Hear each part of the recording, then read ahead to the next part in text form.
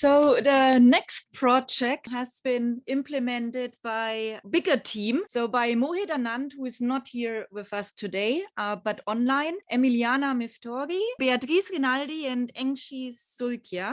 And they worked on a project with the title CW4Floods. And their mentors, they had also a bigger team of mentors at ECMWF. It was Marie-Amélie Boucher, Cynthia Mazzetti, Florian Pappenberger, Jan Seibert, and Juan Colonese.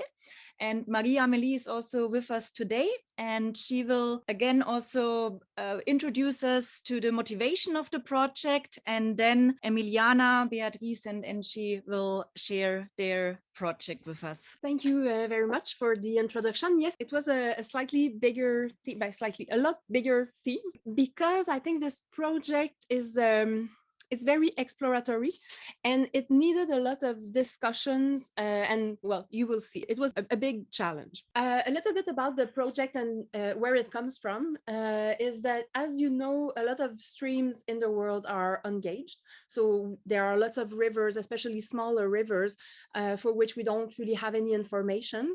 And those rivers are often flashy and they can create floods. And it's very difficult to verify any forecast or to have any information on those rivers. And we thought that ECMWF and in particular EFAS could benefit from having those additional observations for verification. In fact, there could be many things that we could do with additional observations, but perhaps the first step would be to use them for to have a further verification of EFAS forecasts. Another kind of side reason that motivates this project is that floods affect everybody. It's everybody's business. And we thought that citizens in general are interested by floods because it can affect them personally.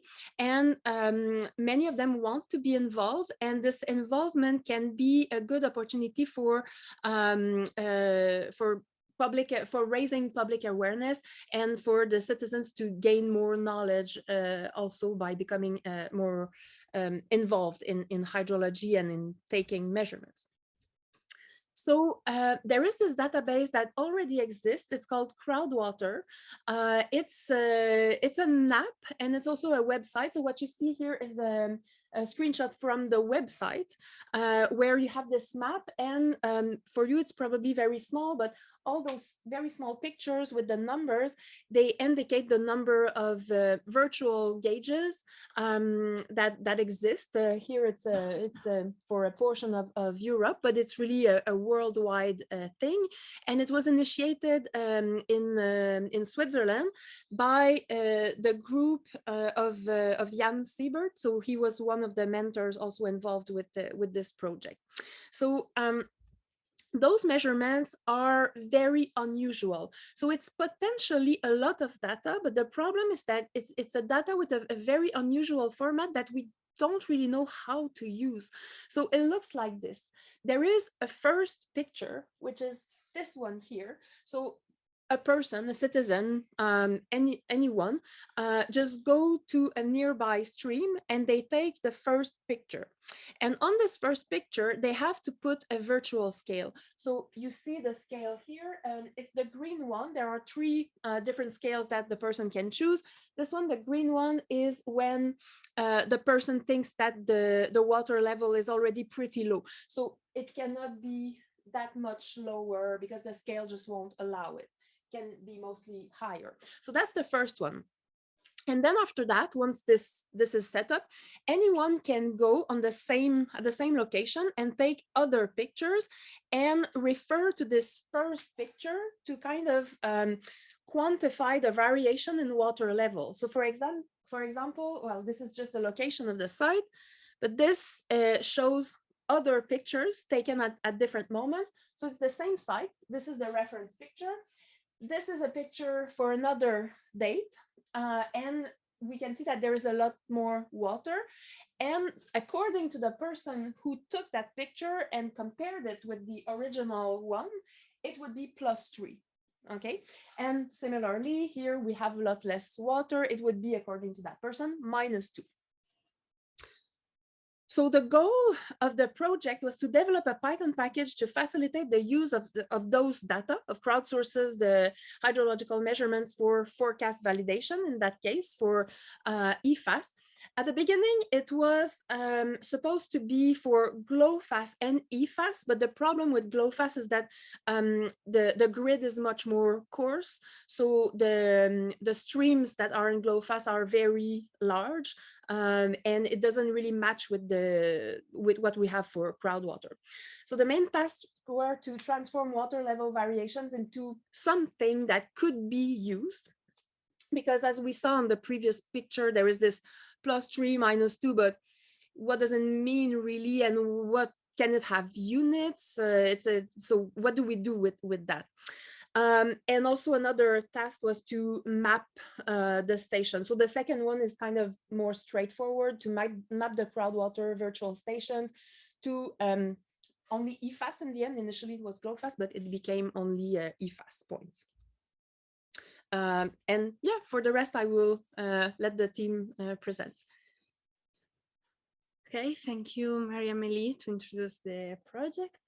And here we improve this methodology we follow this methodology to obtain this goal. For the first step, we convert the CrowdWater data, in particular the water level variation, to 8. And after we estimate the width of the channel, and we generate the catchment and the river's characteristic. After that, we process this data, we modeling, follow these steps. We process training data and training machine learning and evaluate machine learning models. So about the EFAS data are discharge data, and we have a pan-European domain, a spatial resolution of 545 kilometers, and a temporal resolution of 6 hours. So about the gauging station, near our CrowdWater points, we are 13 real gauging stations within 5 kilometers. Unfortunately, we have a big problem. There are large quantities of missing data. And because of that, we focus on training on EFAS data, pretending to be the observation. So about the CrowdWater data, we receive a CSV file with 51 columns. In this file, we have daytime, water level variation, latitude, longitude, route D, and the most important, we have images. The images have virtual scale, and after we have multiple images that they don't have the virtual scale. Okay, so as my colleague was saying, we were using this CSV file, and what we do firstly was to set up this data that we have. We convert the CV data. The first thing that we did was to have this for each route ID station. We had the first image that had a virtual scale and other image with plus or minus numbers. We did an estimation that was a manual one. As we can see in the two pictures that we represent, in the first one, we can see that we had the virtual scale, but we don't know how much is the value of each square of each number, what that represents to us. If it's meter, if it's centimeter, we don't have even the unit of that. So what we did was to each of us we did an estimation in our idea of what was that number. And in particular, in the left picture, we can see that we did a comparison between the photovoltaic one, that in our idea it was 2 meters, and we did the comparison in the virtual scale. So we obtained a value for that. The same thing we did even in the right picture. For example, this pole can be 2 meters, and the virtual scale, it's next to that. So each square can be 6 centimeters. We did this for all the 49 stations that we had. And as I said, we all had our measurement to be different. So this is the high estimation represented in this graph. What we did after was to do an average of these four heights that we took. We cut some station because they had less picture, like not so much information. So from 49, we ended up in 38 station only. And what we did after, we took like the average of the fourth value that each of us gave. So at the end, we obtained this outlier as a graph, and these are the values that we used. The second step that we did was to estimate the width of the river that we had. For example, for the large river, as we can see in the pictures, we took the measurement from Google Maps. So directly with the tool measure, we measured that and we obtained the width. For the small rivers, unfortunately, the Google Map pictures cannot give us the right width. So we used the CV data that we have to obtain that measurement, and we went on in this way.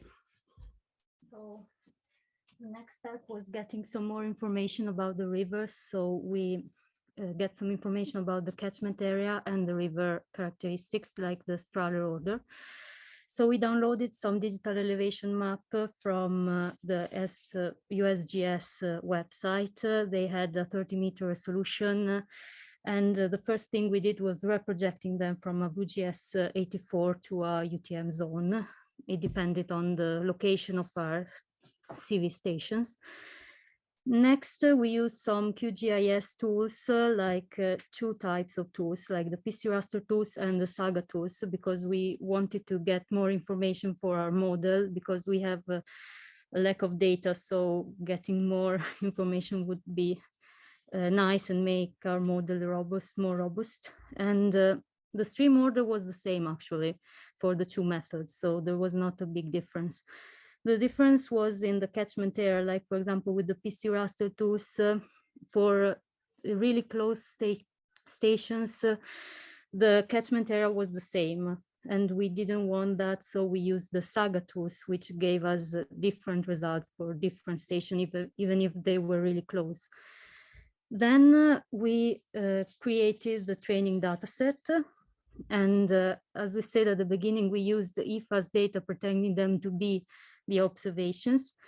And the first thing we did was locating the CrowdWater data on the EFAS grid point.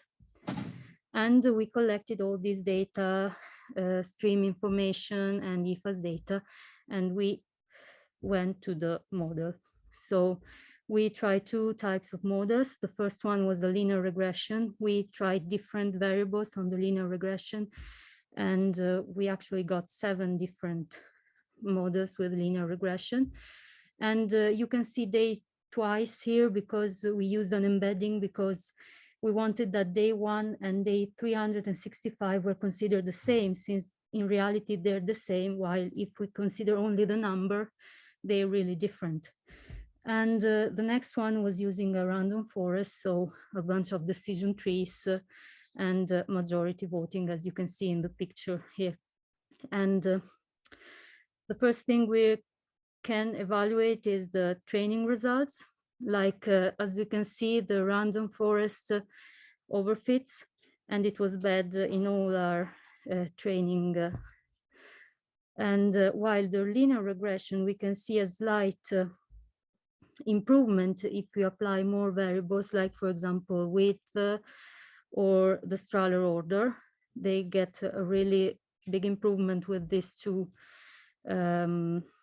variables.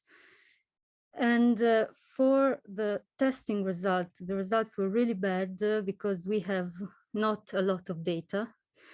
So we couldn't really get some results with them, because we have only 38 stations, and the station has like 25 observations, and there was only one station with 900 observations, and it didn't really work well. So maybe if we have more observations and also the real gauging station observation, that might work well.